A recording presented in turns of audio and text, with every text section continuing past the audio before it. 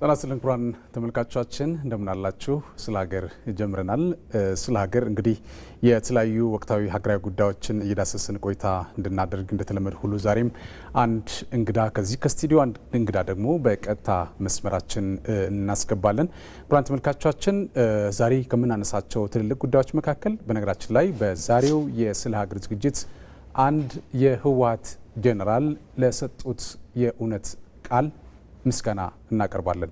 ማን ናቸው? ወደ ኋላ እንመለስበታለን ክቡራን ተመልካቾቻችን።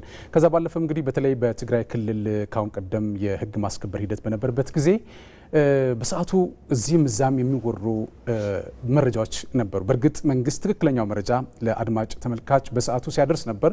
ግን ደግሞ በህወሓት በኩል የነበረው ከፍተኛ የፕሮፓጋንዳ ስራ ምክንያት መረጃው እንዲዛባ ከፍተኛ ስራ ተሰርቶበት ነበር። ያ መረጃ አሁን ላይ ምን ይመስላል የሚለው በሰዓቱ እዛው ከነበሩ ግለሰብ እና አመራር ዛሬ የምስክርነት ይሰጥበታል። ክቡራን ተመልካቾቻችን ምንድን ነው የተባለው የሚለው ነገር ወደ ኋላ እኛ ጋር ቆይታ ካደረጋችሁ ወደ እናንተ የምናደርስ ነው የሚሆነው፣ እናስመለክታችኋለን ማለት ነው። እነዚህና መሰል ጉዳዮችን እየዳሰስን ቆይታ እንድናደርግ እዚህ ስቱዲዮ ገብረ ጊዮርጊስ ጊደይ ፖለቲከኛ ማለት ነው የትግራይ ዲሞክራሲያዊ ፓርቲ ፖለቲከኛ ናቸው። ከዚህ ሰዓት ጀምሮ ከኔ ጋር ቆይታ ያደርጋሉ።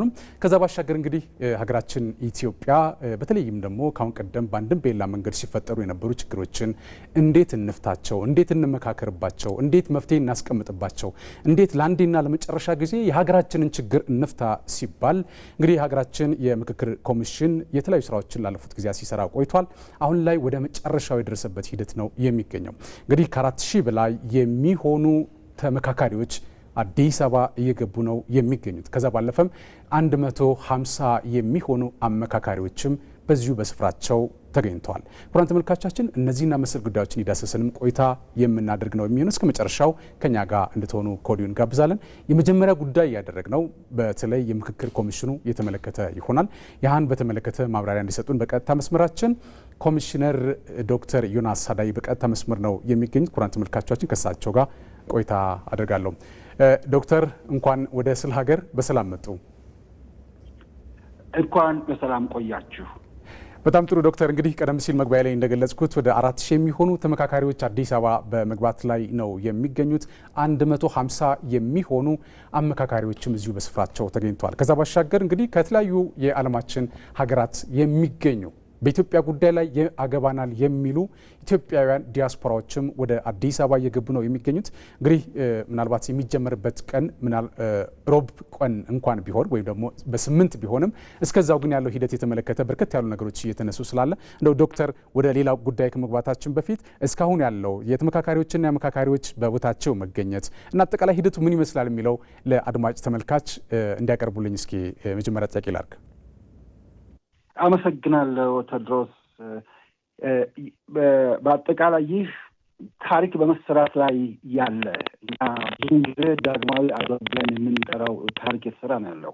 ምክንያቱም በአድዋ ጦር ጀግኖች ተገኝተዋል፣ ተወልደዋል። ለሁላችንም በመላው ዓለም አንገታዎቻችን ቀና አድርገን እንድንሄድ የኩራት ምንጭ ሆነዋል።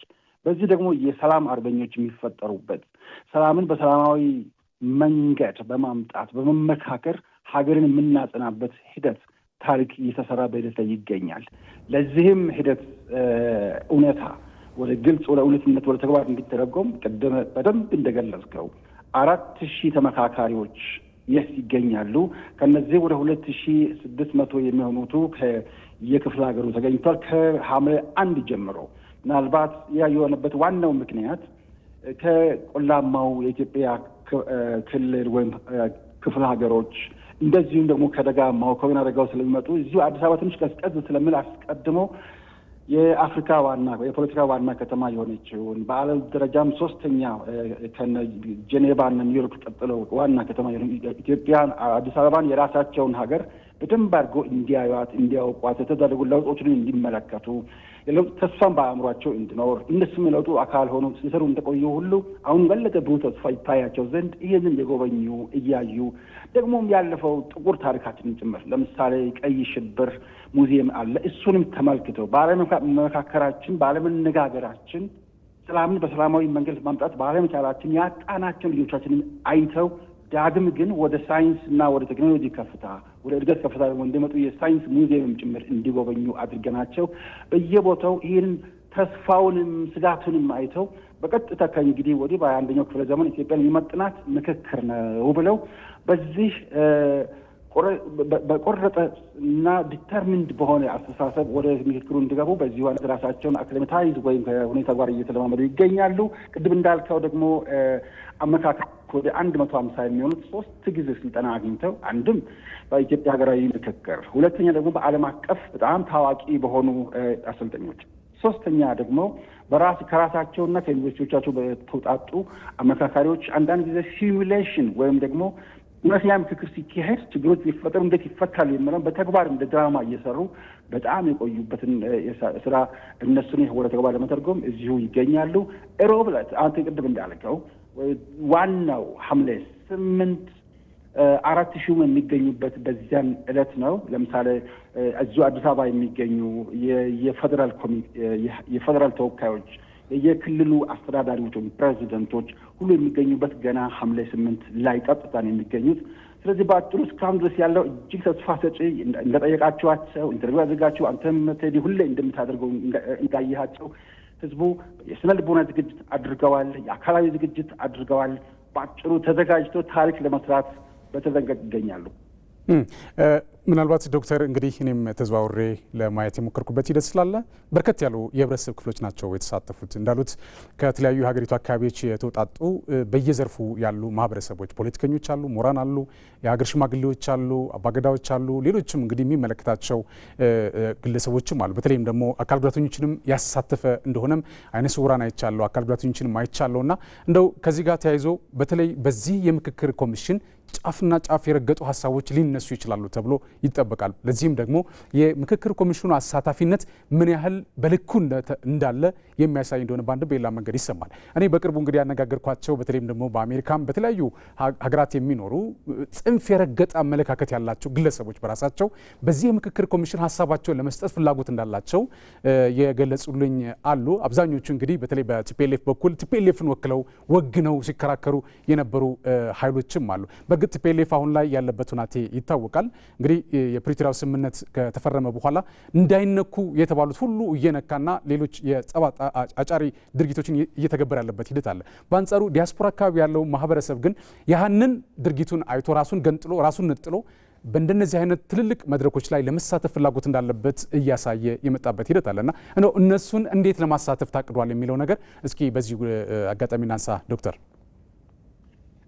ቴዎድሮስ እንዲያው በእውነት አሳዛኝ ነው። ቲፒኤልኤፍ ሀገራችንን ሲመሩ የነበሩ ታላላቅ ሰዎችም የነበሩበት ጥቂት ሰዎች ብቻ ሀሳባቸው ብቻ ካልሆነ አይሆንም ባሉት እንጂ ስንት ወንድሞቻችን በእውነት ሲያገዙን፣ ሲረዱን፣ አብ ሲያስተምሩን የነበሩ ሰዎች የነበሩበት በአሁኑ ሰዓት ደግሞ እንዳልከው ዲያስፖራ ላይ ያሉ እኛም አሜሪካ በሄድንበት ጊዜ እጅግ ገንቢ የሆኑ ሀሳቦች ያቀረቡ አዲስ አመለካከት ያላቸው ምክንያቱም ቴዲ ሁላችን እንደምናውቀው ለውጥ የተፈጥሮ ሕግ ነው። ማናችንም መገንዘብ ያለብን ነገር ነው እና ጊዜ ሲለወጥ አብሮ መለወጥ ካልተለወጡ ዳይኖሶር የሚባል ታላቁ እንስሳ ከመላው ዓለም የተወገደው ሊኖር ያልቻለው ከአየሩም ተወራ ራሱን መለወጥ ስላልቻለ ነው ይላሉ ሳይንቲስቶች። ቅድም ሳዳምጥ ነበረ እና ሳነብም ነበረ።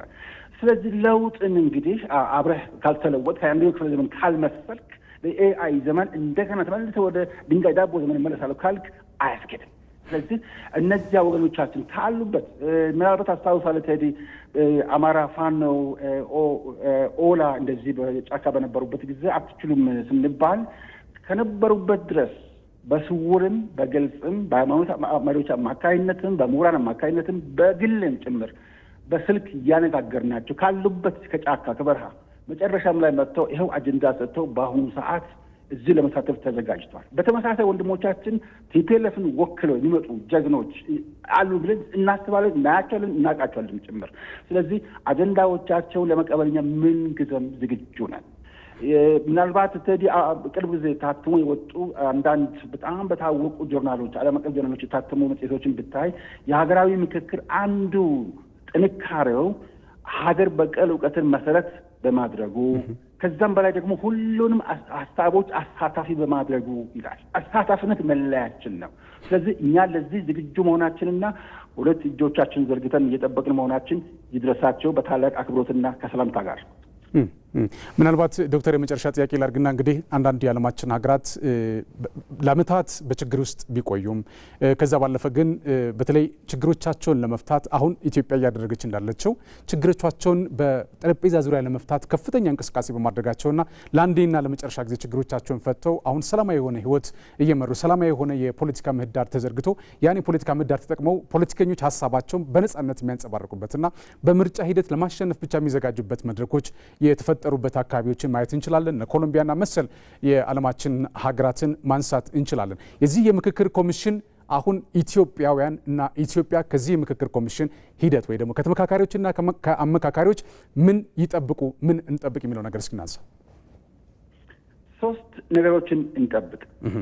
አንደኛ ምንም ያህል ብንኮራረፍ ብንራራቅ ጽንፍና ጽንፍ ብንረግጥ ያለችን አንዲት ሀገር ኢትዮጵያ የምትባል ስለ ሀገር ነው ያንተ ፕሮግራም ራሱ። ስለዚህ ይህንን ሀገርን ሀገራዊ መግባባት፣ ሀገራዊ መስማማት፣ ሙሉ በሙሉ መስማማት እንኳን ባይኖር አንዳችን የራችን ችግር መረዳት። ስለዚህ የመጀመሪያው ትልቁ ነጥብ ቁስሎቻችን ተረድተን ከዚያ እርስ በርስ ደግሞ ፈውስ መጀመር። ስለዚህ በአጭሩ አንደኛው ሀገራዊ መግባባትን እንጠብቅ፣ ቢያንስ ሙሉ በሙሉ መስማማት ባይሆን። ሁለተኛ እምነት የህይወት መሰረት ነው። አሁን ሳናግር በእኔ ላይ ኒውክሌር አይፈነዳም ብዬ ነው የምናገር ስለሚተማመን ባንተ እምነት። ስለዚህ በህዝብና በህዝብ መካከል በህዝብና በመንግስት መካከል እምነት ተፈጥሮ ማየት ኦልሬዲ ተጀምሮ በጣም እያየን ያለ ነው። ተስፋ እየለመለመ ነው ያለው። በየክልሉ አይቻልም አይሆንም የተባለን ሁሉ እዛው የቦታው እየተገኘን ስናይ ፈጣሪን እያመሰገን ያለ ነው። ሶስተኛው ላይ የመጨረሻው ቴዲ ከዚህ የምንጠብቀው ለችግሮች ሁሉ ቁልፍ መፍቻ ቁልፉ በውስጣችን ነው ያለው። ታላቁ መጽሐፍ እኮ መንግስተ ሰማያት በውስጣችሁ ነች ይላል። ጽድቁ በአንተ ውስጥ ነው፣ ጀግንነቱ በአንተ ውስጥ ነው፣ ሀብታም መሆን በአንተ ውስጥ ነው።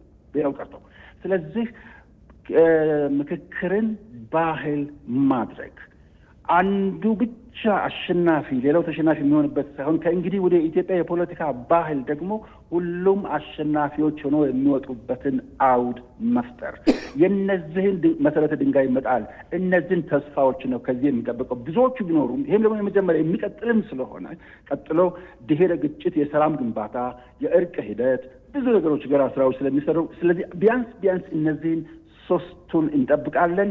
ፈጣሪም ይረዳናል። ምክንያቱም የሚያስተራርቁ ብፁዓን ናቸው የፈጣሪ ልጆች ይባላሉና ቃሉ ስለምል።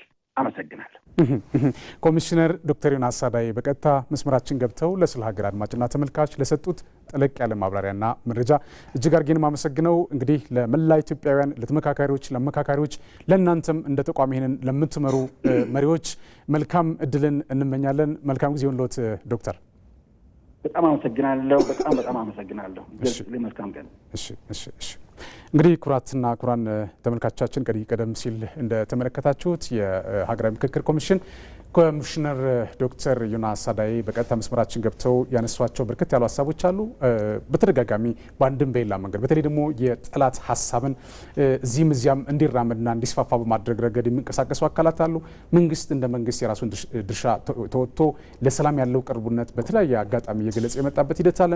እነዚህ ጫፍና ጫፍ ረግጠዋል ተብሎ የሚታሰቡ ግለሰቦችም አስተሳሰቦችም እንግዲህ በዚህ መድረክ ተገኝተው ሀሳባቸውን አራምደው የጋራ የሚሉትን ለእናት ሀገር ይበጃል የሚሉትን ሀሳብ ይመክራሉ ተብሎ ይጠበቃል። እንግዲህ ለዚህ ሁላችንም አስተዋጽኦ ይጠበቃል። ኢትዮጵያውያን እንደ ኢትዮጵያውያን ይህን ሀሳብ ደግፎ በተለይ ደግሞ እነዚህ ተመካካሪዎች የሚያመጡትን ሀሳብ የማክበር ግዴታና ኃላፊነት እንዳለብን በዚህ አጋጣሚ ለመግለጽ እንወዳለን። እንግዲህ እናት ሀገራችን ኢትዮጵያ መልካም እድል እንዲገጥማትና ችግሮቿ ለአንዴና ለመጨረሻ ጊዜ ተፈተው ሰላማዊ የሆነ ህይወትን የምንመራበት ጊዜ ከፊት ለፊታችን እንዳለ ይሰማኛል። ክቡራን ተመልካቾቻችን ቀሪ ውይይቶቻችን እንቀጥላለን። አሁንም አብራችሁ እንድትሆኑ እጋብዛለሁ ማለት ነው። እንግዲህ ገብሬ ቀደም ሲል እንግዲህ እርስዎም ሰምተውታልና እንደ አንድ ፖለቲከኛ በተለይ ሀገራችን የምታደርጋቸው የምክክር ስራዎች ምን እንደሚመስሉ ሰፋ ባለ መንገድ ተነስቷል። እንደው እርስዎም እንደ አንድ ፖለቲካ ፓርቲ አመራርም እንደ ፖለቲከኛም እንደው ኢትዮጵያ የምታደርጋቸው የሀገራዊ ምክክር ኮሚሽን ስራዎች እንዴት አዩዋቸው? አሁን ባለው ሁናቴ ቀጣይ ተስፋችሁ ምን ይመስላል የሚለው ነገር እስኪ እንደምንሻለው ቴዲ በጣም አመሰግናለሁ።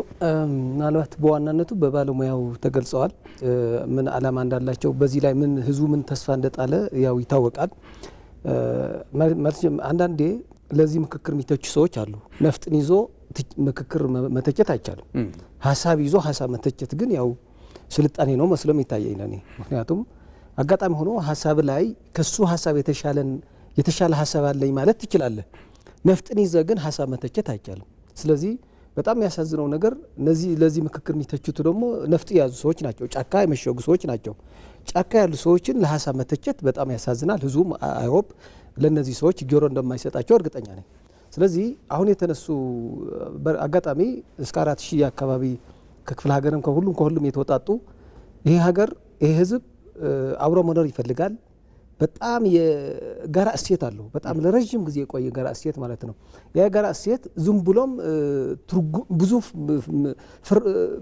ፍሬ እያፈራ የመጣ አንድነት ነው። ለምሳሌ አድዋ ካየነው የአንድነታችን ምስጢር ነው እንጂ የታጠቅነው ቴክኖሎጂ ወይም ሌላ አልነበረም። ስለዚህ ይህ ህዝብ ምንድነው አንድነት ከምንም በላይ ቀድሞ የተረዳ ህዝብ ነው። አንድነት ደግሞ በመግባባት እንደሚመጣ ያምናል።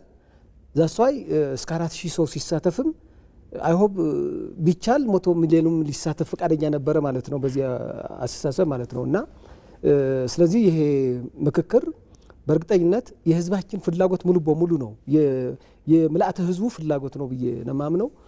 ምክንያቱም ልጆቹ እያጣ ያለው ልማት እንዳይመጣ በዚህ ላይ በአንዳንድ በተሳሳቱ ወንድሞቻችን ውንብድና ከልማትም ከትምህርትም ከብዙ ነገር ወልዶ እስከ ማጣትም ተያይዞ ብዙ ዋጋ እየከፈለ ስለሆነ ስለዚህ ይህ ምክክር ትልቅ ፋይዳ አለው። አይሆፕ 4000 እዚህ ላይ ቢሳተፉ በሚዲያ በእናንተ ሲሰራጭ ደግሞ ሁሉ ህዝብ ድምጹም ይሰጣል፣ አስተያየት ይሰጥበታል። ወደፊትም ምናልባት አዳዲስ ሀሳብ ሲመጡ ደግሞ በዛ ላይ እንዳሉ ኮሚሽነሩ እያካተተም ይመጣል። ኢንክሉሲቭ አንድ ሚስጥሩ የተንጠባጠቡ ሀሳቦች ካሉ እዚህ ላይ ካልተካተቱም ለዛም ክፍት የሆነ ምክክር ነው። ምክክር ሲባል ከዚህ ብሎ የሚያስቀምጠው ቀይ መስመር አለ ብዬ አላምንም። እንዳገለጻቸው ኮሚሽነሩም እንደዛ ነው። አካታች ስንል ለምሳሌ ምናልባት በህወሓት በኩል የነበሩም እዚህ ጋሉ ብል ጥያቄ ያነሳሁላቸው ምናልባት ባለፈው 5 ዓመት ያው መቼም ጠላት ባንልም ችግር ፈጣሪዎች የነበሩ ህወሓት ናቸውና እነሱም እዚህ ያሉ ሲባል ለነዚህም ክፍት የሆነ ምክክር ማለት ለሌላም ለማንኛውም ክፍት ነው ማለት ነው። አካታችነቱ በቃ እስከዚህ የሄደ የተለጠጠ ነው። ትልቅ ተስፋ አለን፣ እኛም እንሳተፋለን እዚህ መሰለኝ። ስለዚህ የሁሉም አስበን ስናስብ ብቸኛ መውጫ መሆን ግን ሁላችን ልንተማመንበት ይገባል። ምክንያቱም በዚህ 21ኛ ክፍለ ዘመን ልክ ዘመኑ እንኳን ሰው ከምን በላይ ተሻግሮ ወደፊት በሄደበት ጊዜ ሰው ልጅ ዘመናትን ሚሊዮኖችን የኖረ ህዝብ እንዴት ከለውጥ ጋር ካልተለወጥክ እንደ ዳይናሶር ትጠፋለህ ያሉ ኮሚሽነሩ ትክክል ነው። ምናልባት ካልተለወጥክ በዛው ትጠፋለህ ማለት ነው። እንደ ዳይናሶር ነው የሚሆነው ታሪክ። ሰው ግን እንደ ዳይናሶር መሆን የለበትም። ከዘመኑ የሚዋጅ ሀሳብ ባለቤት እየሆነ ለትውልድም የተሻለ ሀሳብን እያሻገረ አገር መገንባት ተፈጥሯዊ ግዴታም ይመስለኛል ለኔ። ስለዚህ ይሄ ምክክር ምናልባት በር ከፋች ነው፣ አሻጋሪም ይሆናል ብዬ ሙሉ እምነት አለኝ። እኛም ያው እንግዲህ ያለችን ትንሽ የአቅም ቢሆን እዛ ላይ ድሮፕ እናደርጋለን፣ አስተዋጽኦ እናደርጋለን የሚል እምነት አለኝ። ቀደም ሲል እንደገለጹት ነው ምናልባት አሁን ሀሳብን በሀሳብ ማሸነፍ ሲባል ምንም የሚተኮስ ነገር የለም። በነገራችን ላይ አንድ ጥይት ሲተኮስ ዶላር እንደሚተኮስ መታሰብ አለበት። ያ ዶላር ለማን ነው ገቢ የሚሆነው የሚለው ነገር ማንም የሚያውቀው ነውና በዛ ላይ ወንድምህ እየሞተ እንደሆነ ወንድምህ እየሞተ የሚደረግ መስዋዕትነት የሚደረግ ነው። ያ ማለት አንዳንድ ጊዜ ጥቅም ቢሆን ችግር የለም፣ ውጤቱ ጥቅም የሚያስገኝ ቢሆን ኖሮ ግን ጥቅም ሳይሆን ጉዳት ነው፣ ጥፋት ነው። እስካሁን ያየነው እሱ ነው። ለዛም ነው እኮ የምንመካከረው። አሁን እንመካከርና ችግሮቻችን ነፍታ እስኪ ወደ ጠረጴዛ ኑና ሀሳባችሁን አንጡ ነው የተባለው። ቅድም ዶክተር ሲገልጹት እንደነበረው እንግዲህ በጣም ጫፍ የረገጠ ሀሳብ ያላቸው እንግዲህ ቲፒኤልኤፍ ሲባል እናውቀዋለን። ያው አንድ መወያያ ርዕሳችን እሱም ስለሆነ ቲፒኤልኤፍ ሲባል የፕሪቶሪያውን ስምምነት ጥሶ የትግራይ ህዝብ ከችግር ወደ ችግር እንዲቀጥል እያደረገ ባለበት ሰዓት ነው እንግዲህ ቲፒኤልኤፍን የተመለከተ ሀሳብ ወይ ደግሞ ያን ርዕዮተ ዓለም ተከትሎ የሚሰሩ የሚንቀሳቀሱ አካላት ካሉ ስቲል እንዲመጡ የተጋበዙበት ሂደት እንዳለ ያነሱት። እንግዲህ እንደዚህ አይነት ኃይል ነው እየመጣ ያለው። በዚህ ፋኖ ብለን በምንለውም የፋኖም እንደዚሁም የሸኔ አባላትም ሌሎችም እንግዲህ በሀገሪቱ ያገባናል ብለው የሚሉ ነገር ግን በሀሳብ ብቻ መነጋገርና መመካከር የሚችሉ ሰዎች ካሉ እዚህ መድረክ ላይ የታደሙበት ሁናቴ ነው ያለው። በነገራችን ላይ 4000 ሲባል ካሁን ቀደም ከነበሩት ዎች ከነሱ ተመርጠው እነሱን ወክለው የመጡ ናቸው እንጂ አብዛኛው የሀገሪቱ ህዝብ በተለይም ደግሞ ባህል ውስጥና በውጭ ያለ የተሳተፈበት እንደሆነ በዚህ አጋጣሚ መግለጽ ያስፈልጋል። እንግዲህ ቀደም ሲል እንዳሉት ሀሳብን በሀሳብ ማሸነፍ ዘመናዊነት ነው። ሌሎች ዓለም ሀገራት የሚሰለጥኑትም ሀሳብን በሀሳብ ስላሸነፉ እንጂ በነፍጥ አይደለም። እነሱማ ተሻግረው አሁን ነፍጥ ወደ ማቀበል የሄዱበት ሂደት አለ። እኛ ነፍጥ እየተቀበለን እነሱ በሀሳብ እየተሸናነፉ ሀገራቸውን ሲያበለጽጉ እኛ ግን በነፍጥ እየተጨረሰን ምንቀጥልበት ጊዜ ሊያበቃ ይገባል የሚል መነሻ ያለው ስለሆነ መላ ኢትዮጵያውያን ይህን ይረዳሉ ብዬ አስባለሁ። አስባለሁ። እንግዲህ ተመካካሪዎቻችንም በእርግጠኝነት ጥሩ ውጤት ያመጣሉ የሚል በተለይ ደግሞ ሀገርን መሰረት ያደረገ ሀገር ወደፊት እንድትራመድ ኢትዮጵያ ወደፊት እንድትራመድ ህዝቦቿም ተጠቃሚ እንዲሆኑ በየአካባቢው የሚመጡ ፖለቲከኞችም ሀሳባቸውን በሀሳብ እንዲያሸንፉ ለማድረግ እድል ይፈጥራል ተብሎ ይታሰባል። እስኪ ወደ ሌላኛው ጉዳያችን ንግባ። አቶ ገብሬ እንግዲህ የቲፒኤልኤፍ ጉዳይ አሁንም አሳሳቢ ደረጃ የደረሰበት ሁናቴ ነው ያለው። የፕሮፓጋንዳ ስራው ከድሮ የነበረው የፕሮፓጋንዳ ስራ አሁንም በዛ ልክ አጠናክሮ በመቀጠል የትግራይ ህዝብ ከችግር ወደ ችግር እንዲሻገር የማድረግ ስራዎችን እየሰራ ያለበት ሂደት አለ። አሁን ላይ ትግራይ ክልል ላይ ከፍተኛ የሆነ አፈሳ አለ። እንግዲህ አፈሳውን ሸሽተው ወደ ተለያዩ ሀገሪቱ አካባቢዎች የሸሹ ኢትዮጵያውያን እንዳሉ ሁሉ በአንጻሩ ግን እዛው ደግሞ መሄጃ ማምለጫ ያጡ ወንድሞች ደግሞ በዚሁ ቡድን ምክንያት እየታፈሱ ያለበት ሂደት አለ እና እንደው እዛ አካባቢ ያለው ሁናቴ አሁን ላይ ምንድን ነው የሚመስለው የሚለው ነገር እስኪ ነው። ያው የትግራይ ህዝብ እንደሚታወቀው ላለፉ ዘመናት በተለይ ደግሞ ላለፉ 5 ዓመታት ያው ልክ እንደ የግል የህወሓት ቡድኖችን የግል ንብረት ሆኖ ቆይተዋል። ሲፈለግ ይሸጣል፣ ሲፈለግ ወደ ጦርነትን ገብቶ የነሱም ከለላ ወይ የነሱም መጋረጃ ይሆናል። በዚህ ደረጃ የሰው ልጅ በጣም ምናልባት በዓለም ላይ ብዙ የሰው መብትን ተጥሰዋል፣ የሰው መብትን ተጥሰዋል። በዚህ ደረጃ የተጣሰ ግን ያለ ምክንያቱ አላሳደግም፣ ምንም አላልክም፣ በጣም ተቸግራ ያው ኑሮም መቼም ለኢትዮጵያውያን እዛ አካባቢ ያለው ኑሮም አጠቃላይ እንደ ኢትዮጵያም ይባል ይችላል። ይባስ ብሎ ደግሞ እዛ አካባቢ ያለው የኑሮ ደረጃ ይታወቃል።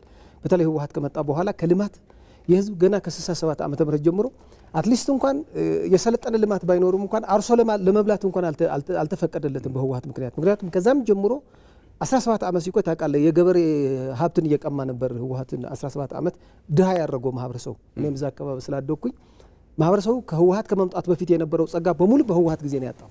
ለምሳሌ አትሊስት ኢንዱስትሪ ነበረ ወይ የከተማ ልማት ነበረ ወይ ስቶውና 90 እና 95% ገበሬ የሆነው ማህበረሰብ አትሊስት የግብርና ጸጋ ነበረው። ያ የግብርና ጸጋ አጥተዋል በዛኛው በ17 ዓመት። ምክንያቱም እነሱም ደግሞ ገበሬው የማይበላው ለፍተው ጥሮ የማይበላው ምግብ እነሱ ማምጡ ይላሉ። ለምሳሌ ስጋ አምጣ፣ ወተት አምጣ፣ ቅቤ አምጣ ይላል።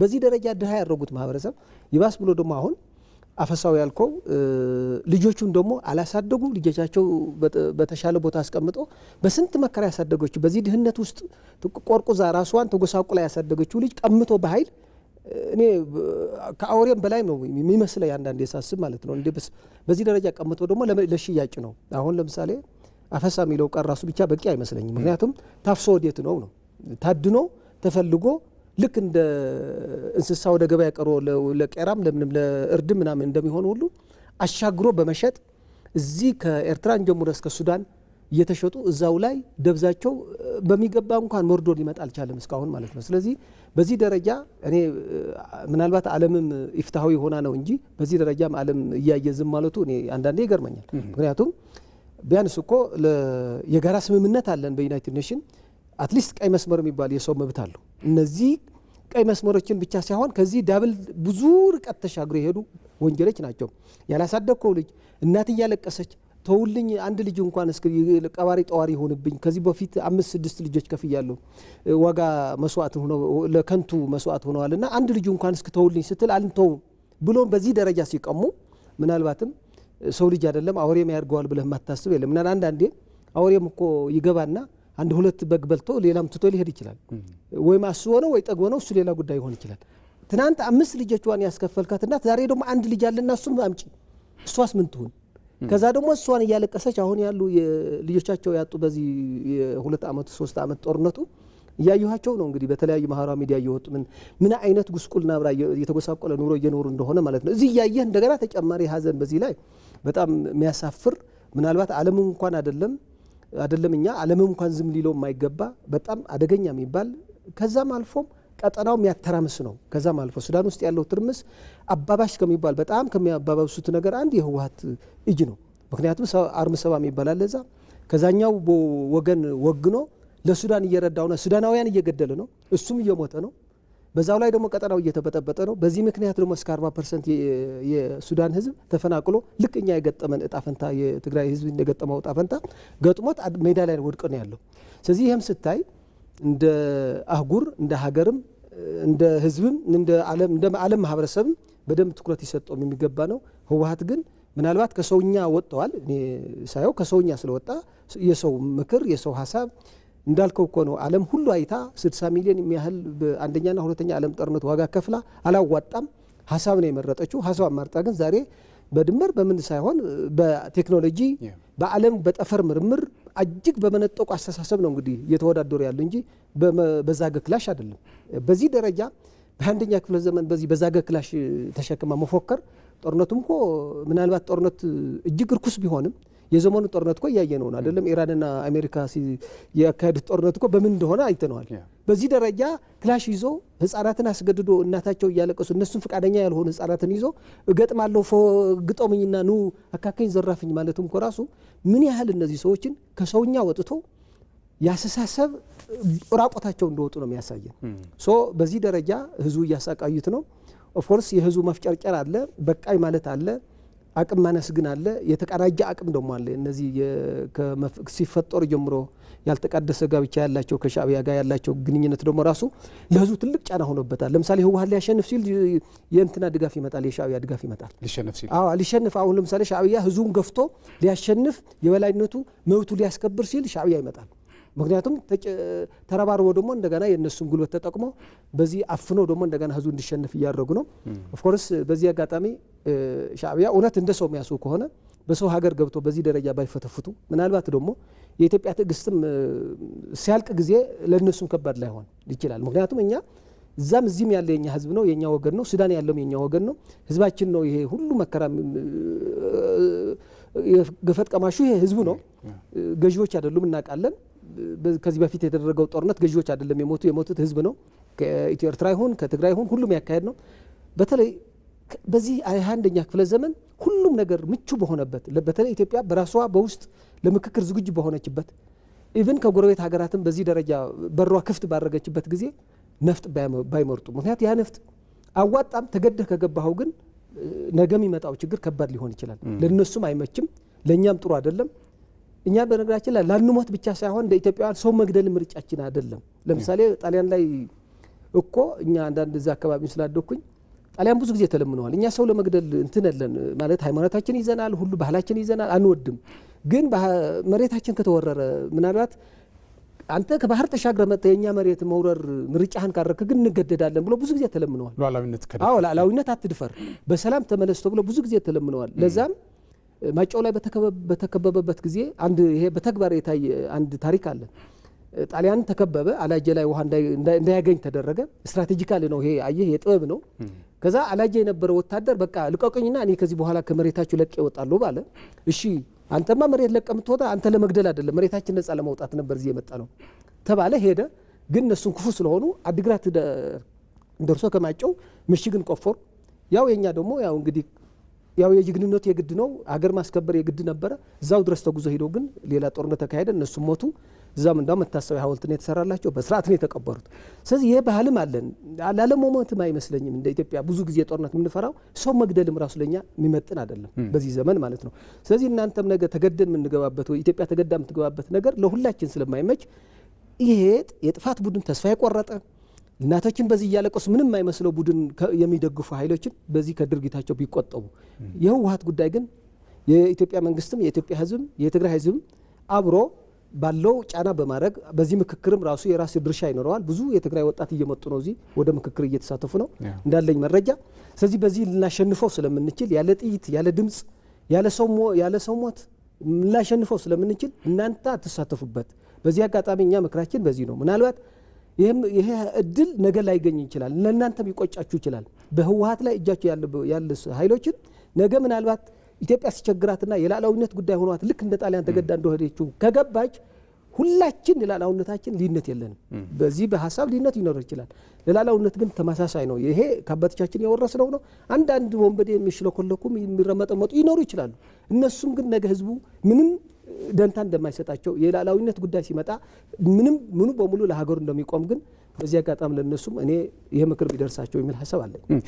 አፍተሩ ልኮኔ እንደሚገባኝ አሁን ላይ በሀሳብ ተነጋግሮ ሀሳቡን ለህዝብ አሳውቆ በህዝብ ዘንድ መመረጥንና ነፍጥ አንግቦ ነፍጥ ወጥቶ መንቀሳቀስ በነፍጥ ስልጣን ለመያዝ መቆጣጠር በጣም ጫፍና ጫፍ የረገጡ ናቸው። አሁን ላይ በነገራችን ላይ ሀሳብን አንፈልግም ብለው ነፍጥን የመረጡ ሁሉ በነፍጥ የያዙት ስልጣን መልሶ በነፍጥ እስካልለቀቁ ድረስ መልቀቅ የሚችሉ ሰዎች አሉ ማለት ያ ማለት እየገደሉ ይቀጥላሉ እንደማለት ነው። ስለዚህ ይሄን አማራጭ መጠቀም የማለት ሌላ አማራጭ የለንም ነው በቃ ለራሳችን ስንል የምንቀበለው እንደሆነ ነው የሚሰማኝ። እኔ ግን በዚህ አጋጣሚ እኔ ባለፉት ዓመታት 5 እና 6 ዓመታት በተለይ ደግሞ ከፕሪቶሪያው ስምምነት በኋላ እኔ የፓርላማ ውይይቶችን በተደጋጋሚ አያለሁ እስከ ቅርብ ጊዜ ከነበረው ክቡር ጠቅላይ ሚኒስትሩ እስካብራሩበት ድረስ ማለት ነው። አብዛኛው መድረኮች ስለ ሰላም ያልተወራበት መንገድ የለም። በተለይ ደግሞ ለቲፒኤልኤፍ የደረገው ጥሪ ቀላል የሚባል አይደለም። እሱ ብቻ አይደለም። ቲፒኤልኤፍ ከህዝቡ የመነጠል ስራም ከፍተኛ ስራዎች ተሰርተዋል። ያ ማለት እውነቱን እንዲያውቅ ህዝቡ እውነቱን እንዲያውቅ የደረገበት ስራዎች አሉ። እኔ ምናልባት የትግራይ ህዝብ ማወቅ ስላለበት አሁን ላይ እሱን ተከትሎ የምጠይቀው ጥያቄ ስላለኝ እዚህ ላይ የተወሰነች ነገር እንድናወራ ፈልጌ ነው። የመንግስት ለሰላም ያለው ቅርቡነትና በረጅም ዝምታ ውስጥ ሆኖ እስካሁን መታገስ እንዴት ነው የሚመለከቱት? ይሄ ምንን ነው የሚያሳየው የሚለው ነገር እስኪ ነይ። ምክንያቱም ይሄንን እንደውም ሌላ የራሳቸውን ለነገሌ የሰጡበት ሂደት ስላሉ አንዳንድ ቡድኖች ማለት እስኪ እዛ አካባቢ ያለውን ሀሳብ በነገራችን ላይ ያው አባቶቻችን ይላሉ ትዕግስት ያሸንፋል አይነት ነገር ትዕግስት በጣም ብዙ ትርፍ ተገኝቶበታል። ለምሳሌ ህወሓት ለህሊናም ለህግም አይገዛም። ይሄ ይታወቃል። ምናልባት ፕሪቶሪያ እንደተፈረመም እንኳን ለምነው እንዳልፈረሙ አይ እኛ እኮ ጊዜ ለማግዣ ነው እንጂ እኛ ሰላም አንፈልግም ነው። ምናልባት እነዚህ ሰዎች ምን መሰለ አንዳንዴ ሱስ ጫት ሲጋራ ወይም አልኮል ይመስለናል አይደለም። ደምም ራሱ ሱስ አለው እንደኔ እንደሚመስለኝ ማለት ነው። ለምሳሌ አየሁ እንግዲህ በዚህ የዛሬ 2 ዓመት ከፕሪቶሪያ በኋላ መርዶ እናቶችን መርዶ ሲመጣ እነዚህ ሁሉ ምን ያህል በጣም ዓለምን የሚያስጨንቅ ህሊናህን እረፍት የሚነሳ ሀዘን አይቶ ዛሬም ጦርነት ሲሰብኩ እነዚህ ሰዎች ምናልባት ሱስ በቃ አድሮባቸዋል የደም ሱስ አድሮባቸዋል የሚል እምነት አለኝ። ግን ምን መሰለ አትሊስት ህዝቡ የተደናበረ ህዝብ ነበር። ምናልባት በዚህ የነሱም ፕሮፓጋንዳ ያው ይታወቃል ሀገር ይመሩ ነበር። ሪሶርስ አላቸው፣ ኔትወርክ አላቸው። ለፕሮፓጋንዳ ለውሸት ብዙ በጀት ይመድባሉ። አንዳንድም ጥቅመኛ ለምሳሌ ለኢትዮጵያ እንቆማለን የሚሉ ሰዎችን በሆዳቸው ገዝቶ አሁን የነሱም ተሰላፊ ያድርጓቸዋል። እኛ ያልጠበቅናቸው አትሊስት እንኳን ለሆዳቸው አንገታቸው ይሰጣሉ ለሀገራቸው ስንል የነበር ለሆዳቸው አገር ሸጡ አንዳንድ ሰዎች። ይሄ ማለት ከመንግስት ጋር ለምን ተቃዋሙ እያልኩ አይደለም። መንግስት መቃወም ይሄ ጀግንነት ነው። ግን ሀገር መቃወም ግን ትልቅ ታሪካዊ ስህተት ነው። ሀገር ነው የምትቃወመው። ከነዚህ ታሪካዊ ጥላቶች ጋር አብሮ ማበር ሀገር መቃወም ነው። የመንግስት መቃወም አይመስለኝም። መንግስት መቃወም ካለ የሀሳብ ታራምዳለህ። ከታሰርክም ነገ ይታሰብልሃል። ምንም ችግር የለውም።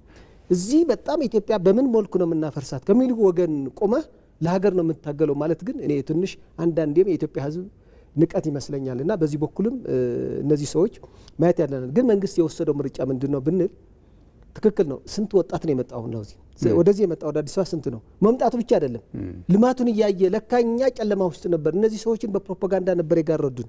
መንግስት አይደለም ችግሩ። አሁን ለምሳሌ አዲስ አበባ ስትሄዱ ትታራደላችሁ ሲባሉ እኮ ነው የነበሩ ወጣት ጊዜ መጥተው እንደ ልብ ሲኖሩ አየህ በምን ያህል የፕሮፓጋንዳ በኃይል የፕሮፓጋንዳ ብዛት ተጨፍኖ እንደነበረ እዚህ ሲመጣ ይሄ የትዕግስት ውጤት ይመስለኛል። ይሄ የትዕግስት ውጤት ነው። ፕላስ እሱም ብቻም አይመስለኝም። ምናልባት ህወሓትን በትዕግስት ዝም ባለው መንግስት ልክ እነሱም ኑዛዜ ጀምረዋል። አሁን እንደዚህ ነን እንደዚህ አንዳንዴ ደስ የሚሉ ነገሮችን መምጣት ጀምረዋልና ትዕግስቱ ለምሳሌ እናንተ እንደዚህ ያርጋችኋል ስንል እኛ ብዙ ሲልን የነበር አሁን ዛሬ እሱን ራሳቸው ይዞ መጡ ማለት ነው። ስለዚህ ይሄ ትዕግስት አንድ ዝም ሲል ወይም አንተ ለመናገር አስቦ ይሆን ወይም ደግሞ አንዳንድ የእውነትም የጊዜ ጉዳይ እንጂ እውነት ተቀብራ አትቀርም የሚል አባባልም ይሆን ይመስለኛል። ራሱም እየወጣ ነው። እነዚህ የትዕግስት ዋጋ ውጤት ናቸው ብዬ አስባለሁ። እና የትዕግስቱ በጣም ጥሩ ነው። በዚህ ትዕግስት አይ ሆፕ አንዳንዴ ወደ መንግስት ጠለቅ ብለን መግባት ተገቢ ላይሆን ይችላል። በዚህ ትዕግስት መካከል ግን አስተዋይነትም ይጠይቃል። አስተዋይነቱ ምንድን ነው?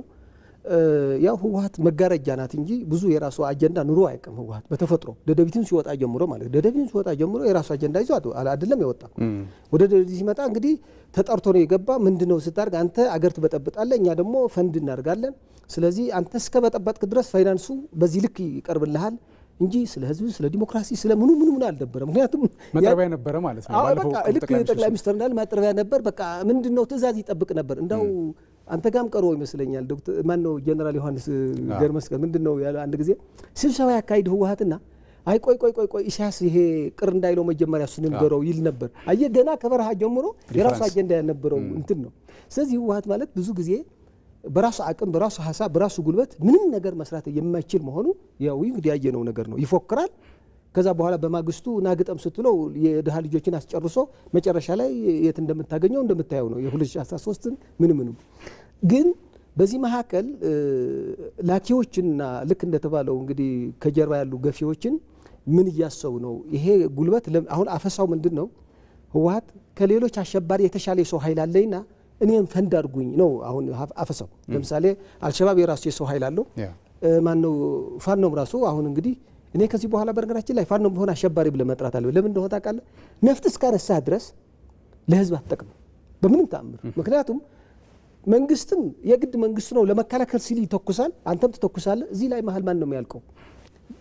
ገበሬ ነው እንግዲህ ነገ ነፃ ወጣለሁ የምትለው ገበሬ ነው። ስለዚህ አንተ ለዚህ ህዝብ ብትሞትለት እንጂ የህዝብ ለአንተ ከሞተልህ አንተ አሸባሪ ነህ ማለት ነው።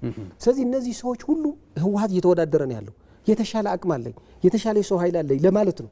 ስለዚህ ፈንድ የሚያርጓት ወይ ደግሞ ከኋላ ከጀርባ ያሉ ታሪካዊ ጠላቶችን ምርጫችሁን እኔን አድርጉ፣ እኔ የተሻለ ሰው ኃይል ይዣለሁ፣ ህዝቡ በሙሉ እጄ ላይ ነው፣ እንደፈለኩም ማንቀጠቀጠው እንደፈለኩ ማንቀጠቀጠው እንዳው ጭምርም ገና ሌላ ኢትዮጵያውያን አሰልፍላችኋለሁ፣ ስለዚህ ኢትዮጵያ ለማፍረስ ከኔ የተሻለ ሰው አታገኙም የሚል መንፈስ እኮ ነው አሁን አፈሳው። አሁን ለዚህም ደግሞ ስለ ህዝብ እኔ ምንም ደንታ ያለኝም ይኸው ሰው በዶላር እየሸጥኩ ነው ለሱዳን። ምክንያቱም ለዚህ ህዝብ እኔ ደንታ ያለኝም የእናንተ አጀንዳ ብቻ ነው የሚያስጨንቀኝ ነው እንጂ ህዝቤን እናትህንና ትናንት ያጎረሰትና ከጫካ አዝላ ያመጣህን ወጣት በዚህ ደረጃ እየተሰደደ እየሞተ እያለቀ እናት በዚህ ደረጃ ከፍቷትና በዚህ ደረጃ እያለቀሰች አንተ ምንም አይመስልህ ከሆነ ስለዚህ አጀንዳ የሚያስጨንቅህ የላኪዎች ነው ማለት ነው እንጂ ከዚህ የቀረበ እናት ከዚህ የቀረበ ቤተሰብ የለህም። ከጫካም እንኳን ያመጣህ እሱ ነው። 17 ዓመት እንኳን ባዶ ሆዱን ሆኖ የቀለበህ እሱ ነው። ለዚህ ክደህ ለነዚህ ደንታ ቢስ ሆነ ለነዛ ግን በጣም የምትጨነቅ መሆኑ የሚያሳየው ይሄ ነው። ስለዚህ ህወሓት አሁን ምንድነው ያደርጋለው? በቃ ለእናንተ አጀንዳ ስል ማላደርገው ነገር የለም። እናንተ ግን በቃ እኔ ላይ ትኩረት አድርጉ፣ እኔ የተሻልኩ ነኝ ከሌሎች አሸባሪዎችን አልሸባብ ብሎ ምንድነው ምን እዚህ አካባቢ የሚንቀሳቀሱ የተሻለ ጉልበት ያለኝ እኔ ነኝ፣ እንደፈለኩ ማድረግ እኔ ነኝ እንዳልከው። ስለዚህ ለኔ ደግፉ ነው ዋናው ነገር። ስለዚህ በዚህ ላይ ብልሃት ይጠይቃል ነው፣ አስተዋይነት ይጠይቃል ነው። ምናልባት ህወሓት ልክ ራሱ ሁሉም አዋቂ አድርገን ካሰብ ነው ችግር ሊሆን ይችላል። ትግስቱ ህዝቡን ወደዚህ እያመጣው ነው፣ ወደ መሀል ሀገር ወደ በመንግስት ላይ የነበረው አመለካከት እየሰበረው ነው። የተሳሳተ ህወሓትን በፕሮፓጋንዳ የፈጠረው አመለካከት እየሰበረው ጥሩ አመለካከት ይዞ እንዳው ለእናት ሀገር የሚልክ እንደማንኛው ጀግና ኢትዮጵያዊ ጀግና የትግራይ ተወላጅ መጥተዋል። አሁን እያየሁ ነው የማህበራዊ ሚዲያ በጣም ይገርመኛል። እኛ ኢትዮጵያውያን በቃ አትንኩን፣ ከዚህ በኋላ ለእናት ሀገር ኢትዮጵያ ዋጋ እንከፍላለን እንደማንኛው ማህበረሰብ እንደማንኛው የኢትዮጵያው ዜጋ እያሉን ነው። ይሄ የትዕግስት ውጤት ነው። ነገር ግን በዚህ ትዕግስት ላይ የከሰረው ህወሓት ሌላ አማራጭ ፕሮጀክት ይዘዋል። ይህ አማራጭ ምንድነው? በቃ እኔ ስለ ህዝብ ጉዳይ አይደለም የእናንተ ጉዳይ ለማስፈጸም ማላደርገው ነገር የለም። እናትም ታልቅስ ልጅም ይሙት ምንም አይመለከተኝም። ለእናንተ የሚያስፈልገው የሰው ኃይል አቀርባለሁ፣ እያፈስኩም እያስገደድኩም አቀርባለሁ፣ የምትሉኝ ነገር ፈጽማለሁ። ስለዚህ እናንተ ብቻ ከጎኔ ቁሙ የሚል ፕሮጀክት ይዘው ተነስተዋል። ያ ፕሮጀክት አደገኛ ነው፣ ብልሃትም አስተዋይነትም ይጠይቃል። ለዚህ ምናልባት ችግሩ ምንድነው? ብዙ ሰዎች ከመንግስት ጋር ተቃውሞ ይኖራቸውና አይ ሀገር መፍረስ በቃ ይጠቅመናል፣ በዛ አጋጣሚ መንግስት ይፈርሳል ነው። የፈረሰች ሀገር ካለ ያንተ ምንድነው የምትመራው ነገር ነው። ምክንያቱም ሁለቱ መለየት ያስፈልጋል። አሁን እነዚህ ሰዎችን ህወሓት የሚደግፉ ሌሎች ታጣቂ የሚደግፉ ኃይሎች በቃ ላንተ የዲሞክራሲ ለህዝብን ዲሞክራሲ አስቦ ሳይሆን አንተ እና አባቶቻችን ያስረከበ ሀገር ፈርሳ ለማየት ነው። ስለዚህ ከነዚህ ካበርክ ለህዝብ ጠላት ነው ወዳጅ ነው የሚለው ህዝቡ መለየት ያለበት ይመስለኛል። ትግስቱ ግን ለህወሓትና ከስረዋል፣ ለኢትዮጵያ ግን ትርፍ አምጥተዋል። በዚህ ላይ ግን አስተዋይነትና ጥበብ የሚጠይቁ ከጀርባ አሉ። እነዚህ ጥንቃቄ ይጠይቃል። ምክንያቱም ህወሓት ለማን እንደሚኖር የእናቶች ልቅሶ ይታወቃል። ይብቃን፣ ትናንት ይህን ያህል ወጣት ከፍለ ይህን ያህል ልጆች ገብረን ከዚህ በኋላ ጦርነት አታምጡብን እያሉ አይ እሱ አይመለከተኝም፣ እኛ የሚመለከተን የላኪዎቻችን አጀንዳ ነው፣ የእናንተ ልቅሶ የእናንተ ሞት ምንም አይመለከተንም እያለ ነው ህወሓት። ከህወሓት ጀርባ ያሉ ኃይሎች ምን እያሰቡ ነው? በምን መልክ ነው? ያው ይታወቃል። እንዳልነው በፊት ተገደን ከገባንበት ያው ነገሩ ይታወቃል። እሱ ግን አይደለም አሁን የምንፈልገው። ህዝባችን ያለ መስዋዕት አገራችንም ያለ ትርምስ ሁሉም ነገር ባለበት ማስቀረት የሚያስችል የስትራቴጂ ትግል ግምት ውስጥ ካገባ ትግስቱ ግን የምታየው ነው። እርግጠኛ ነኝ ምክክር ኮሚሽንም ትናንት ኢትዮጵያ ትፍረስ የሚል ይለ ነበር የህወሓት ሰዎች እዚህ እንደሚገኙ እርግጠኛ ነኝ። ምክንያቱም ሚዲያቸው ምናምን አይቻለው። በቃ እነዚህ ዶክተር ኮሚሽነር እንዳሉትም እነዚህ እንጋብዛቸዋለን፣ ሊሚት የለውም፣ ቀይ መስመር የለውም፣ ምክክሩ አካታች ነው ስንል የተፈለገ ዋልታረገጥ የሆነ አስተሳሰቦችን ኢቭን ኢትዮጵያ ጠል የሆነ አስተሳሰቦችን ወደ ጠረጴዛ ለመምጣት ክፍት ነው በራችን ስላሉ እነዚህ ሰዎች ደግሞ ከተጋበዙ እንደሚመጡ እርግጠኛ ነኝ። ስለዚህ የትዕግስቱ ዋጋ እያገኘን ነው። ምናልባት ከትዕግስቱ ኪሳራ የደረሰባቸው ኃይሎች ግን በሌላ አቅማቸው እየተረባረቡ ነው። ለነሱ ግን ሁላችን በአንድ ሆነን ያው ጥበብና ብልሃት ያስፈልገን ይችላል የሚል እምነት ነው ያለኝ በዚህ በኩል። እንደው አቶ ገሬ ፕሮፓጋንዳ ብለው አነሱ ቅድም። እውነት ለመናገር የፕሮፓጋንዳ ውጤት ባለፈው በሰሜኑ የሀገር የህግ ማስከበር ሂደት ላይ የነበረውን ማስታወስ ያስፈልጋል። እንግዲህ በዛን ጊዜ ምን ያህል መስዋዕት እንደተደረገ እንግዲህ ታሪክ ራሱ ሰንዶ ይዞታል። እውነት ለመናገር ይሄ ፕሮፓጋንዳ ግን አሁንም አንዳንዶቹ ቅድም እንዳሉት የትዕግስት ውጤት ይመስለኛል በግላጭ እየወጣ ነው እየተነገረ ነው ያለው። በዛን ሰዓት የነበረው እሳቤ ሌላ፣ የነበረው አስተሳሰብ ሌላ፣ የነበረው ናሬሽን ሌላ፣ አሁን ላይ ደግሞ እውነቷን እያፈረጡ የመጡበት ሂደት አለ።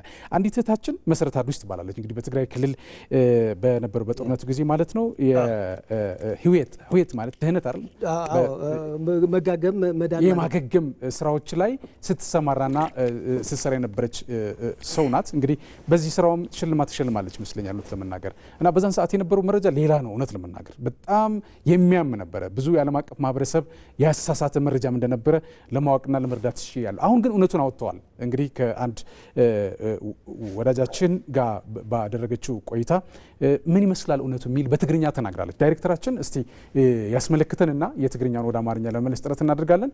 እሱን በተመለከተ ደግሞ ሀሳብ እንሰጥበታለን ማለት ነው። ዳይሬክተራችን እስኪ ያስመልክተን አንዴ። በጣም አበይት ልባሉ በጣም ትልልቅ የሚባሉ የኤርትራ ሰዎች ወደ እኔ ይመጡ ነበር። ከሜሎሚያቱ ምናምን አይፈልጥም። እንዴት ብለው ወደ ትግራይ እንደሚገቡ አላውቅም፣ ግን ይመጡ ነው ማለት መረዳት ስለሌለን እና ዳታ ሰብ እንግዲህ ግን መረጃው ነበር ሲመጡ መልካም ገጾም ይፍለጥ ኤግዛክትሊ መጫም ሳናለው ወግዕታዩ ከኛ ጋር የሚያወሩ ሐቅ ኸል ተበደላነታት ነው ያየን ምንድነው የተበደሉ እናቶች አሉ እናውቃለን።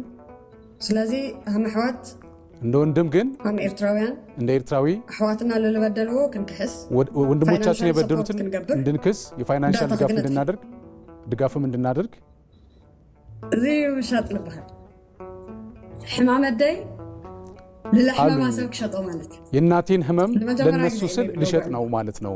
ይሄን ሲሉ ነበር። በተደጋጋሚ ነው እንደዛ የሚለው ተደጋጋሚ ነው ፑሽ ተገርመ በተደጋጋሚ ግፊት ሲያደርጉብኝ ነበር። ከነመደበልኩም በ21 ሚሊዮን 21 ሚሊዮን ብር ልመድብልሽ ይሄን መረጃ እንዳታወጪ ፕሮጀክቱ መሪውና ካው ስቴፕ ባይ ስቴፕ ለለዋኹም በዶክመንት ደረጃ ለለዋኹም ነታት በሙላን ከንሕግዘልኩም በዶክመንት የተያዙ እናቶች ካሉ የተደፈሩ የተጎዱ ካሉ እናግዛቸዋለን። ይሄንን ግን መረጃ አጥፊልን ነው የሚሏት። እሷ ደግሞ ለምን ስትል ሕማም ህዝብ ትግራይ ለሕመሞም ቁስሎም ለገበሩ የትግራይ ህዝብ ህመም ነው ብለው የሚሉ ስቃያችን ስቃይ ነው ብለው የሚያስቡ ከቅንሱ ለተቃለሱ ጽኑዓት ኤርትራውያን ሀምለለው ገለጽ ይደል በጣም አኽቢራ ኤልገለጽ የሚቃወሙ የኤርትራ ተወላጆች እንዳሉ በዚህ አጋጣሚ መመስከር ፈልጋለሁ ነው የምትለው። ከፍተ ትግራይ ብለና አስመልክዑ አደ ትግራይ ልክትሐዊ ይዶም ለሐወሱ ጽኑዓት ኤርትራውያን ከትግራዩ ባልተናነሰ የትግራይ እናት እንድታገግም የሚሰሩ ኤርትራውያን ነበሩ። በአንጻሩ ግን በተቃራኒ የሚሰሩ በተደጋጋሚ መቀለሰባት ይፈልጡ ማለት እዩ ወደ ብራይ ገይሮም ማለት እዩ። ኣብ ሕይወት ብጣዕሚ ብዙሓት ላይ ውግዕ ነገራት ነው ትልቅ ጥያቄ ተውጋዕኻዮም ሓዊ ሱቕተልኻዮም ሓዊ ብተወራው እሳት ዝም ብትለው እሳት ነው የምብን ብዙ ነገር ከጥፉ ወግዕታት አለው። ብዙ ነገር ሊያጠፉ የሚችሉ ንግግሮችና ሀሳቦች ነበሩ። አሁን ለዚህ ሚዲያ ማራውጣቸው ነው የምትለው። ፍትሕት የግነና ኢድሊት ተጣሚር ከምኻድ ሓዊ ምድጓል እዩ ሸውታ ሓዊ ምድጓል ሓዊ ተደጊሉ እዩ ሓዊ ኮይኑ ይልወፅእ ብርቱዕ ሓዊ ኮይኑ ይልወፅእ ሓመኽሽቲ ኮይኑ ይኾነ ይልወፅእ ሓዊና እንድጉል ኣለና ቁስልና ንሓብጥ ኣለና ሓዊና ሃልሃል ልብል ሓዊና እንድጉል ኣለና ቁስላችንን ስንደብቅ ዘለደታት ከዚያ እንጥዒና ለይብለን ያው እሳቱን ነው ለማረጋጋት ጥረት እያደረግን የነበረው።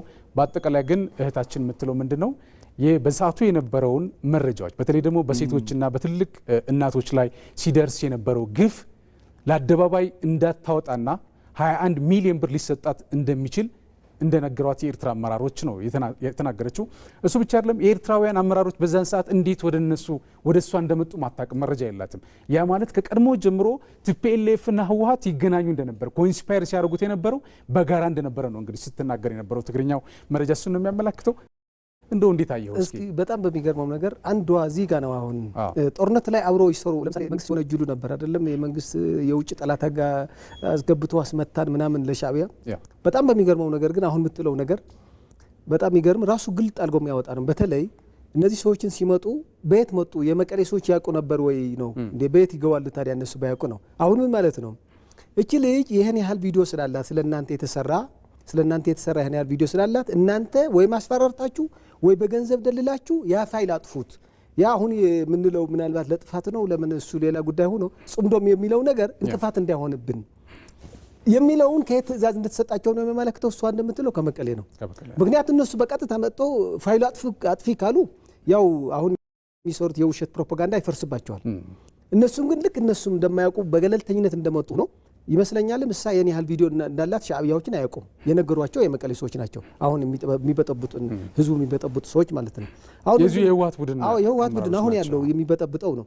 ያኔም በጣም ተቸግረው ነበር። ጌታቸው በነበረበት ጊዜ ነው ሴት አሁን ያለችው ልጅቷ የተናገረችው ማለት ጌታቸው በነበረበት ጊዜ በጣም እንደ ልብ ለመፈትፈት ተቸግሮ ነበር።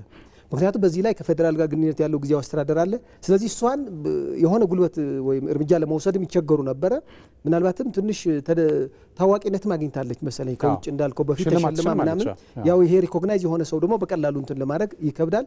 ፕላስ እሷ ብንገላት እንኳን ቪዲዮ ሌላ ቦታ ሊኖር ስለሚችል ልናተርፍ አንችልም። እሷ ሳምነን ቪዲዮን ካልተረከብን እሷ እንኳን ብንገላት ቪዲዮ ማን ጋር እንዳለ አይታወቅም የሚል ስጋትም ስለነበረባቸው እዚህ እንድትደለል ያደረጓት። አየህ እንግዲህ እነዚህ ሰዎች የራሳቸው አጀንዳ ያላቸውም ስንል ከዚህም ይጀምራል። ይሄ ማስረጅ ነው። ሻዕቢያ ራሳቸው ነው እንግዲህ የሁሉ ብዙ ሲናገሩ የነበረው እና አብሮ ይሰሩ እንደነበር አንድ በነገራችን ላይ አንድ ትልቅ አመለካች የነበረው አክሱም ላይ የተደረገው እንትኑ ተናቦ ነው የሰሩበት። አሁን ለምሳሌ ሻዕቢያ ወደዛ ሲመጣ እነሱም ደግሞ ከዛኛው እንትን ኃይል ሲያመጡ ብዙ የሻዕቢያ የህወሓት ከጫካ የመጡ ሰዎችን አልሞቱም። የሞተው ህዝቡ ነው። አውቆ ግን እነሱ ትንኮሳ ፈጥሮ ሄዱ። ያ ትንኮሳ ደግሞ ትንሽ ምልሻዎችን የላኩ ወደ አክሱም፣ ከዛ እነሱም ትንሽ ትንኮሳን አድርጎ ሄዱ። እስከ ሁለተኛ ቀን ደግሞ ሻዕቢያ ጨፈጨፉ። ለምንድን ነው? ይሄ ምሽን ነበረ ማለት ነው። በረጋችን ላይ በየትኛው ለምሳሌ ኢትዮ ኤርትራ ጦርነት ኖቲስ በሚለው ፕሮጀክት ላይ ሻዕቢያና እነመለስና ኢሳያስ ዱባይ ይገናኙ እንደነበር ብዙ መረጃዎችን አሉ። አየህ እነዚህ ሰዎችን ኢትዮጵያ ሲያጣሉም በጥናት ነው። ህዝቡን ሲያጣሉ በመካከላቸው ያለ ልዩነት አይደለም፣ የሆነ ዓላማ ለማስፈጸም ነው። ለምሳሌ የሻዕቢያ መንግስት ጸረ ህዝብ ነው ብለናል። ይህ ምን ጥያቄ የለውም። የዛሬ ስንት ዓመት ስንት ፋብሪካ የነበራት ሀገር ዛሬ ያው በጣም በሚያሳፍር መልኩ ደግሞ ሰውየው ትንሽ እንትን አንድ ጊዜ የተናገሩ ቢያንስ አስመራ ያህል ከተማ ጥንታዊ ከተማ ነው፣ ቀላል ከተማ አይደለም። እዚህ ላይ ውሃ ያለም ብሎ አንድ የጋዜጠኛ በትግርኛ ሲጠይቀው ምን ሰው ወደ ውሃ ይሄዳል እንጂ ውሃ ወደ ሰው ይመጣል ወይ ብሎ ነው ያሸፈባቸው። እኔ በጣም የገረመኝ ማለት ነው። አስመራም ያህል በቃ ልክ ገጠር ላይ አይደለም የሆነ ጀሪካን ምናምን ጊዜ ጫካ የምትሄደው ሰው ወደ ውሃ ይሄዳል እንጂ ውሃ ወደ ሰው ይመጣል ወይ ነው ብሎ ለአስመራ ያ ከተማ እና ምንድን ነው እነዚህ ሰዎች አንድ ዓላማ ነበራቸው። ኢትዮ ኤርትራ ጦርነት ሲከፍቱ ዝም ብሎ ባድማ ጣልቷቸው ምናምን አይመስለኝም። ከውስጥ ለዚህ አካባቢ ለመበጥበጥ ከላኪዎቻቸው የሚሰጣቸው ርዕስ አለ። ያ ርዕስ ለምሳሌ ኢትዮ ኤርትራ ጦርነት ዓላማ ነበረው። ያ ዓላማ ምንድን ነው? ኢትዮጵያ ያለ ባህር በር ማስቀረት። እሱ ብቻ አይደለም፣ ያለ ባህር በር ሲቀር እኛ አይደለም ብቻ የምንጎዳው፣ የኤርትራ ህዝብ ይጎዳል። ኢኮኖሚ የለውም። በዚህ ነው የሚንቀሳቀስ የነበረው። በጣም ይነቃቃው ኢኮኖሚ። የኤርትራ ህዝብ ይጠፋል፣ ይፈልሳል፣ ይወጣል። በዚህ ዙሪያ ደግሞ ወደውን ዓለም አለሁ ብላ የምትመጣው ደግሞ አንድ ታሪካዊ ጠላት አለች፣ ግብጽ ትሆን ግብጽ ማለት ነው። ሌላ አበሮችን ይኖር ይችላሉ። የነዚህ አጀንዳ አስፈጻሚ ስለሆኑ አየህ ለኛ የሚሰጡን የጥላቻ እንትን ነው። ተጣላን፣ የድንበር አጣላን ምናምን ነው። ከውስጥ ያላቸው ግን የዚህ አካባቢ ያለ ብጥብጥ ለነዛ እንደሚመች ማድረግ ነው። የነዛ ፕሮጀክት በሚመች መልኩ ለማስፈጸም ነው ማለት ነው። አሁን እሷ የምትለው ይሄ ነው። ያው እንግዲህ ሁሉ ጥላቻ ስትሰማው የነበረው እንዳው እኛ አንዳንድ ጥያቄ እንደ የኢትዮጵያ መከላከያ ሰራዊት እኮ ሀገሩ ነው። እንዴት ነው እናንተ እዚህ በነበራችሁ አዲስ አበባ በነበራችሁ 20 ምናምን ዓመት እዛ ሲኖር እንዴት እናንተ ጠላት አላላችሁም? አሁን ጠላት ብላችሁ የምትፈርጁ ብለን ጥያቄ ስናነሳ አይ እሱ እኮ አይደለም ይላሉ አንዳንድ ካድሬዎች መልስ ሲያጡ። አይ ሻዕብያ ጠርቶ ስላስመታን ነው መንግስት ይሉ ነበር። ለካ የሚጠራው እሱ ነው። ያው ሴትዮዋ ራሱ ማስረጃ አመጣቸው። በነገራችን ላይ የሴትዮዋ ማብራሪያ እሱ ነው የሚያሳየው። በአንድ ወቅት ክቡር ጠቅላይ ሚኒስትሩ በፓርላማም ተጠይቀው ጥያቄ ማብራሪያ በሚሰጡበት ሰዓት እንግዲህ ከሻዕቢያ ጋር ወይ ደግሞ ከኤርትራ መንግስት ጋር ለግጭት ምክንያት የሆነበት ምክንያት ምንድን ነው በሚለው ጉዳይ ላይ ማብራሪያ በሚሰጡበት ሰዓት ሻዕቢያ ዘልቆ የትግራይ ህዝብን ለመፍጀት ቆርጦ የተነሳ መሆኑን ካረጋገጥን ጊዜ ጀምሮ ከሱ ጋር ያለንን ግንኙነት አቁመናል። በዚህ ምክንያትን ዋናው ምክንያቱ የሆነው ይሄ መሆኑን ያብራሩበት ሂደት ነበር። በዛን ሰዓት እንግዲህ የቲፒኤልኤፍ ሰዎች ይህንንም ሃይጃክ ለማድረግ ያው ፕሮፓጋንዳ ስራቸው በጣም የጠለቀ ስለሆነ ማለት ከድሮ ጀምሮም የተሰራበት ስለነበረ ይህንን ለማዛባት ጥረት ሲያደርጉ ነበር። ግን ይኸው አሁን ልጅቱ በዛን ሰዓት የነበረች አመራር ናት፣ ከነሱ ጋር አብሪያ የነበረች ሰው ናት። ምን ያህል መረጃው የተዛባ መረጃ በዛን ሰዓት ሲሰጥ እንደነበረ ያብራራች። ህዝቡ በምን መረጃ ያዋናብዱት እንደነበረ ያሳያል። በዚህ አጋጣሚ ግን አንድ ባለፈው ይመስለኛል በትግርኛ ፕሮግራም በዚህ ሚዲያ አካባቢ አንድ ጀነራል እዚህ ወዳን ጥሩ ነው ምናምን ሲናገር አንድ ካሜራማን አለ ደብዙ የጠፋ ካሜራማን ፊልሞ የሚባለው በጣም ባለቤቱ ሁለት ህፃን ልጆች ይዛ ታለቅሳለች። ሁሌ በጣም ውስጥን ይነካል የምንሰማው ነገር።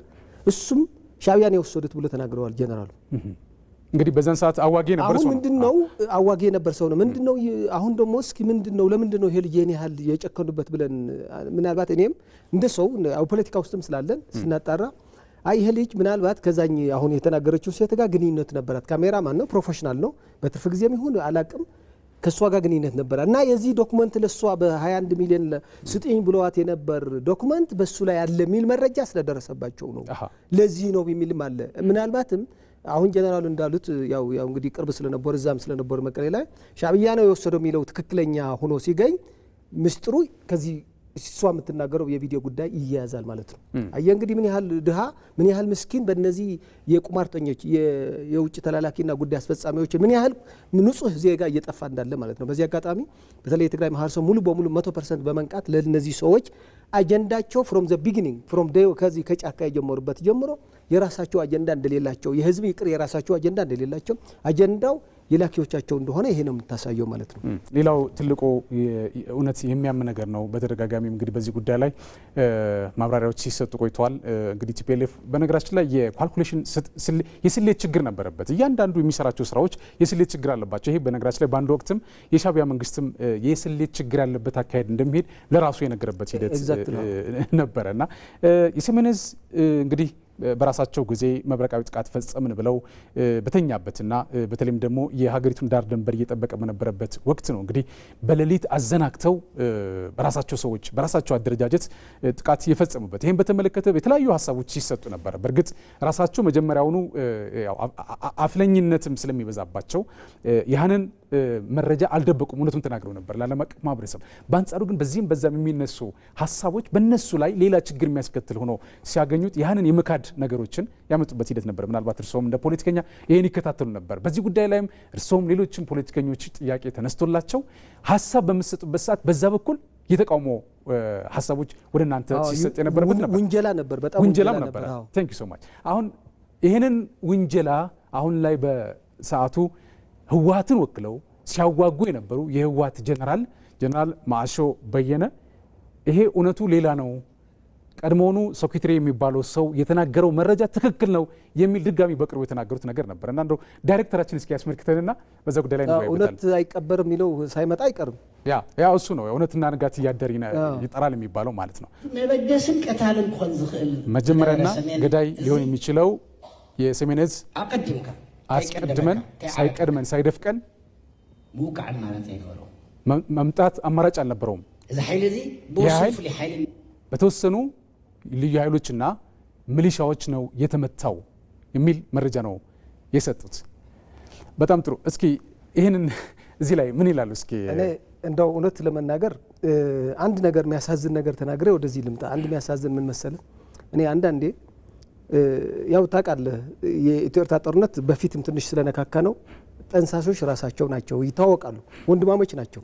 ያው እሱ ብቻ አይደለም፣ ብዙ ታሪክ አለ። ብዙ ኢትዮጵያውያን እንዴት ኤርትራ ያለ ህገ መንግስት ሲገነጠል ሲሉ ያው ምንድነው እስከምን የተባለው ምንድነው እና የት ነው አቤቱታ የምታቀርበው እዚህ የኢትዮጵያ መንግስት እንደ ኢትዮጵያ ያለው እኮ ሻዕቢያ ራሱ ነው፣ ስለዚህ ምን ወደ ኢሳያስ ማቅረብ አይቀርም ወይ እስከ ተብለናል የሚሉ ብዙ ሊቃል ሀገር የሚያሱ ሰዎች ነበሩ።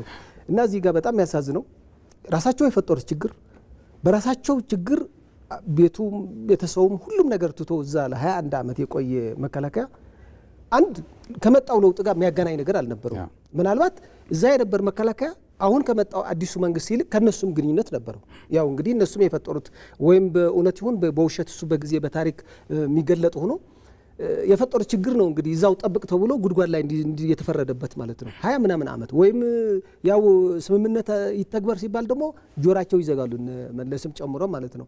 እና በራስን ችግር ፈጥረ እዛው የችግሩ ሰለባ እንዲሆን ያደረገው መከላከያ ይህን በዚህ ደረጃ እሱ ልትጎዳው ማሰብ በምንስ ነው የሚያገናኘው? እነዚህ ሰዎች እኮ መሀል አንድ ገዢ ፓርቲ ነበር ኢህአዴግ የሚባል በዚህ ላይ ለውጥ እንፈልጋለን የሚሉ ኃይል አሉ። እነዚህ ደግሞ አይ ባለንበት ቁመን እንቀጥላለን የሚል የደረቀ አስተሳሰብ ነበራቸው። እነዚህ እርስ በርሳቸው አውሬ የነበሩ ነው። ግን አይ አዲሱ ለውጥ ነው የሚያስፈልገው የሚል ኃይል አሸነፈ። እነሱ ሄዱ። መከላከያው ምን አድርጎ ነው ይሄ ሁሉ ዋጋ የተከፈለው? ምንም ያሳዝናል። በዚህ አጋጣሚ ግን ለጀነራሉ እውነት ለመናገር እኔ ራሱ በጣም ከሚያመኝ ነገር እሱ እያለ ብዙ መናገር አቁሜ ነበር። ለምን ምንድነው እንደዚህ የምትለው? እሱ እኮ እነሱም እኮ ነው የጀመሩት እስከ ማለት በድፍረት መናገር ጀመሩ። ኦኬ ይሄ ነገር ውስጥ ከውስጥ አለ። እኔ ስጠየቅ ማወጣው ነገር ይኖራል። ግን ደግሞ ጊዜ ፍታው ብዬ ተቀምጬ ዝም ብዬ ነበር።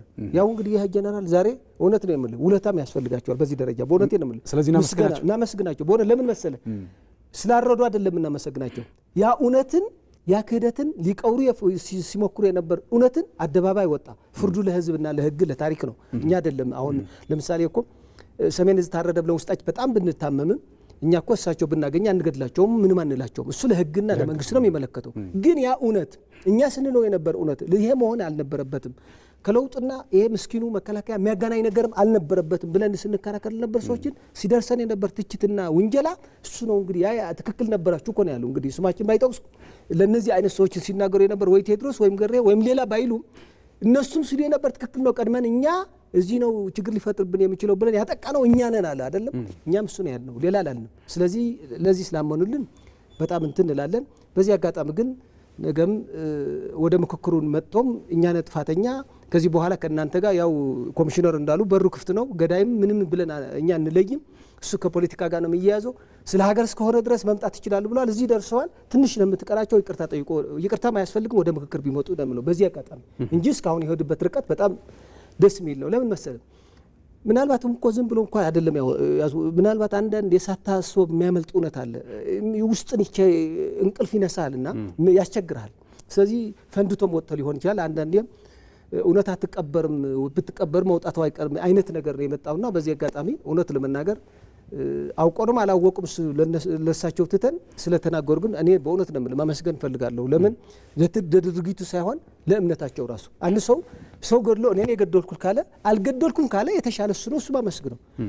ስለ መግደሉ ግን ለህግና ለታሪክ ነው የምትተውለት እሱ እኛ ይመለከት አይደለም። ስለዚህ እሱ እውነት ለመናገር ያው እንግዲህ ያ ንጹህ ደምም ዝም ብሎ ተቀብሮ እንደማይቀር ያው እንግዲህ አመላካች መጥተዋል። እሷም አሁን ሴትየዋ ያወጣችው ስለ ቪዲዮም ስለ ሻዕቢያም እነሱም ሻዕቢያ ምንም በጣም በሚያሳዝነው ነገር አንድ የነሱም ጀነራል ሻዕቢያ አንድ ሴት ማልደፈረም ብሎ በድፍረት ተናግረዋል በቅርብ ጊዜ። ግን እሷ የምትለው ይኸው እዚህ ድረስ ደርሻለሁ እኮ ይሄ እኮ በቪዲዮ የተያዘው እስከዚህ ተደልልያለሁ እስከዚህ እኮ ተጠይቄያለሁ ትላልቅ ሰዎች መጥተው እኮ ለምኖኛል ብላት እሷ ደግሞ ማስረጃ ይዛ መጣለች። ስለዚህ ያኛው ውድቅ አድርገችልን ማለት ነው። ስለዚህ ያ እውነተኛ ደም የእውነት በእውነት ለእውነት ለሀገር የቆሙ ሰዎችን ስለነበሩ እነዛ መከላከያዎችን ፖለቲካዎች ብዙ ሴራ ሊኖራቸው ይችላል። እዛኛው ግን ለሀገር የቆሙ ናቸው እና የነሱም ደምም ተቀብሮ እንደማይቀር ያው ማላክቶናል። አይ ሆፕ እውነት ለመናገር ሁሉም እንደዚህ ጀነራል እኛን ያጠቃ ነው እኛን ጥፋተኞች ብሎ ጨርሰው ወደ ምክክሩ ቢቀላቀሉ ሀገራችን ሰላም ያገኛል እነሱም ሰላም ያገኙ የሚል እምነት አለ። አቶ ገብረ ጊዮርጊስ ኪዳይ ለስለ ሀገር ዝግጅት እዚህ ስቱዲዮ ተገኝተው ለሰጡኝ ጠለቅ ያለ ማብራሪያ እጅግ አድርጌ ነው የማመሰግነው። ከዚህ በላይ ብናወራ ደስ ባለኝ እውነት ለመናገር ዳይሬክተራችን ሰዓት እንዳለቀ ምልክት ስለሰጠኝ ነው። እጅግ አድርጌ ነው የማመሰግነው አቶ ገብረ ጊዮርጊስ። እኔም በጣም አመሰግናለሁ ቴዲ። በጣም ጥሩ። ክቡራን ተመልካቾቻችን ለዛሬ ያዝነው የስለ ሀገር ዝግጅት የተመለከታችሁት ይመስል ነበር። በመስተንግዶ እኔ ቴዎድሮስ አለማየሁ ከመላው የስቱዲዮ ባለሙያዎች ጋር በጋራ በመሆን ነበር። በያላችሁበት ሰላም ሁኑ።